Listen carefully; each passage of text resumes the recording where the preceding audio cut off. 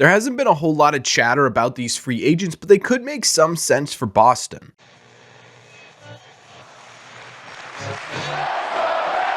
What is going on, everybody? Welcome back to Red Sea Radio. My name is Corbin. This offseason, there are some pretty obvious fits with the Boston Red Sox. Guys who would come in and immediately help the Red Sox win some ball games, but there are a lot of free agents on the open market this year, and some of them may not be the biggest names in the world, but they could help the Red Sox win some games in 2024. And so what we're going to do in today's video is go over a few guys, specifically 5 players who I think could be some underrated pickups for the Boston Red Sox. Guys who maybe aren't the biggest names, but could help the Red Sox win. We're going to be talking about why they could make sense in Boston, what it would take to get them here, and what their impact on the Red Sox may look like. But before we get into that, do me a favor. Make sure you guys have hit that subscribe button if you haven't already. If you're new here, we talk Red Sox content almost every single day. Also, make sure you guys have hit the like button on this video as well. Helps these videos out a ton, and it would mean a lot to me. Thank you all very much for clicking on this one.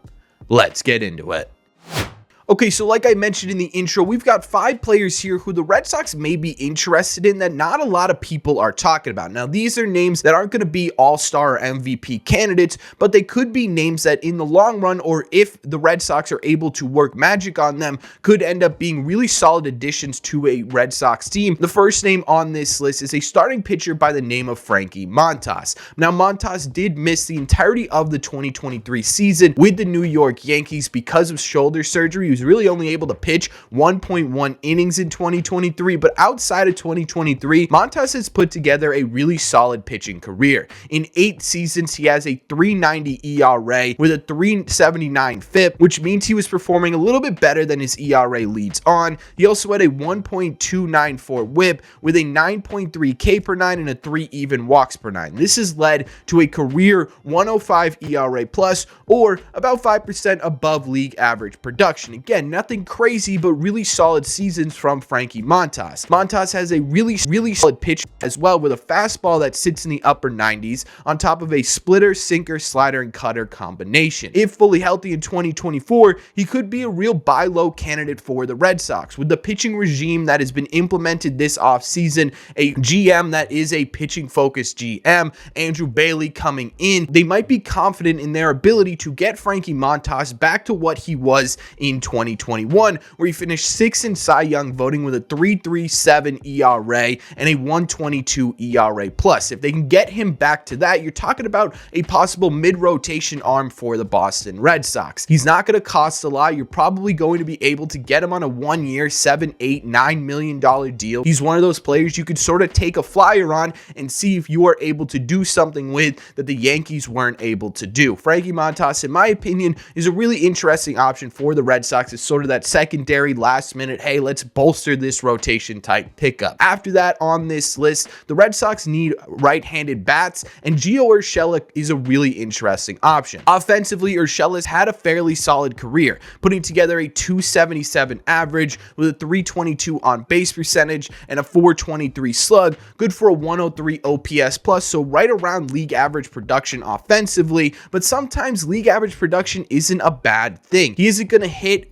you a ton of home runs, but he could give you really solid production in the box, and the potential with Gio Orella is still pretty high. You're still talking about, at his peak, a 15 to 20 home run guy with a decent average from the right side. This could be a really solid pickup for the Red Sox. Now, Urshela doesn't really make a ton of sense defensively for the Red Sox. He's played a lot of his career at third base, where he's definitely a well above average third baseman, but the Red Sox have their third baseman, right? They actually have a $300 million third baseman. What they are missing is second base. Urshela has played a couple of games at second base, and he was fairly okay over there. He wasn't fantastic, but he was fairly solid. If the Red Sox want some infield versatility, maybe they utilize him in more of a utility man type role. Either way, this could be a player that injects some right-handed offense into the Red Sox lineup. Again, this is sort of a guy that you buy low on and hope that you can get back into shape. It doesn't seem like the Red Sox are too interested right now in adding additional bullpen pieces, but Additional bullpen pieces don't hurt anybody ever, and on top of that, the Red Sox are a bit right-handed heavy in their bullpen right now. One solution to that problem would be to sign a guy named Matt Moore. Matt has had a really up and down career up until this point, but over the last 2 seasons, he's really established himself as a solid left-handed option in the bullpen.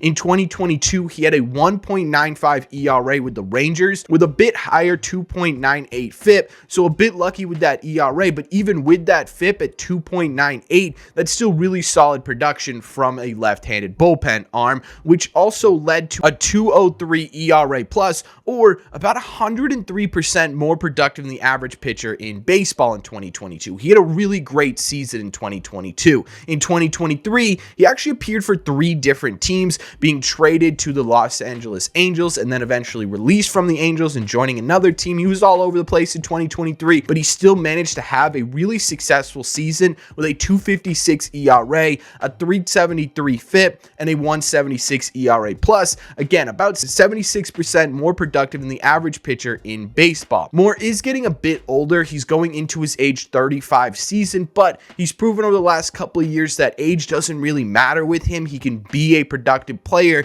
in his mid-30s, and for the Red Sox, if you're either looking to try and develop Chris Murphy or Brandon Walter into legitimate bullpen pieces, it may be a smart move to go after a guy like Matt Moore, who's able to, 1, help these guys develop, but 2, take the place of one of these guys while they're developing or until one of these players are able to take over his position. Again, all of these players, you're probably talking about a 1, maybe 2-year deal with a team option or something like that. Matt Moore will not cost you a ton of money, and he could be a really solid addition in a left-handed deficit bullpen for the Boston Red Sox. With the 4th player on this list, we are back to looking at the Red Sox hole at second base, and one of those options could be Ahmed Rosario. Ahmed is a terrible defensive shortstop. We know this, but he's actually pretty good defensively at second base. In 40 games, he has 3 defensive runs saved at the position. Now, offensively, it's a bit of a mixed bag. He was well below average in 2023 with a total 263 average, a 305 on base percentage, and a 378 slug, good for an 89 OPS plus, or about 11% below league average production. However, he has had solid offensive seasons in the past, and most recently, it was 2022 where he had the best offensive season of his career production-wise. He had a 283 average with a 312 on base percentage and a 403 slug, good for a 106 OPS plus. Like Urshela, if the Red Sox are looking for that sort of stopgap option, that sort of, we don't want to commit too heavily to anyone at second base, leave that open for a Marcelo Meyer, for a Nick York, for someone in the minor leagues to take over that position at some point in 2024 or possibly even 2025, Ahmed Rosario could be an interesting pickup for this team. Again, yes, I know he is terrible defensively at shortstop, but he is a really solid defensive second baseman. This could be a defensive forward option for the Red Sox. Like we've talked about with the other 3 of these players, you're probably looking at a 1-year deal, maybe, right? Probably around $7-8 million. This is the type of player that you can sign and not feel bad about replacing as these minor league players get up and come into the show. And finally, the last player on this list, honestly, I don't know if he really even counts towards underrated because he's been talked about a lot when it comes to Red Sox acquisitions this offseason, but he's not the big name on the board in the offseason so far, so I'm going to include him here, and that's Lucas Giolito.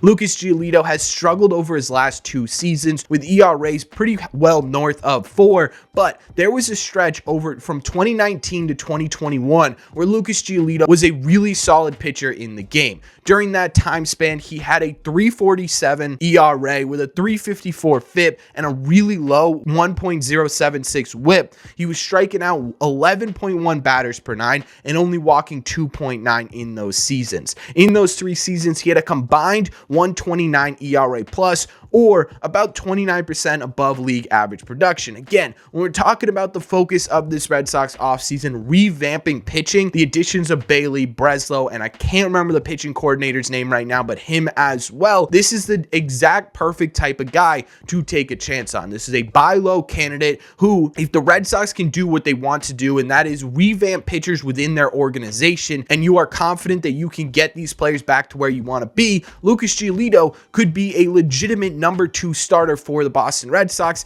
at the price of a 3 or a 4 or even a 5, depending on what his market looks like. Giolito may have completely lost it, and this is a risk that the Red Sox may have to be willing to take, but if they are confident in their ability to bring out the best in Giolito, you're talking about a top-line starting pitcher at his peak, and this could be a definite guy that the Red Sox have an eye on. And I know for a fact that the Red Sox have been interested in Giolito this offseason. So again, is this really an underrated player? I don't know. You guys let me know. Either way, those are my 5 underrated Red Sox possible targets this offseason. Let me know in the comment section down below. Of these guys, is there anyone that sticks out to you? Is it Giolito? Is it someone else? Who do you think on this list is the best fit for the Red Sox? On top of that, is there anyone I'm missing? Is there an underrated player you feel as though the Red Sox should be targeting this offseason, but haven't really seen them connected at all? Let me know all your thoughts on some underrated Red Sox free agent targets in the comment section down below. As always, if you made it to the end of this video, do me a favor. Make sure you guys have hit that subscribe button if you haven't already. If you're new here, we talk Red Sox content almost every single day. Also, make sure you guys have hit the like button on this video as well. Helps these videos out a ton, and it would mean a lot to me. Thank you all very much for clicking on this one, and I will see you in the red seats.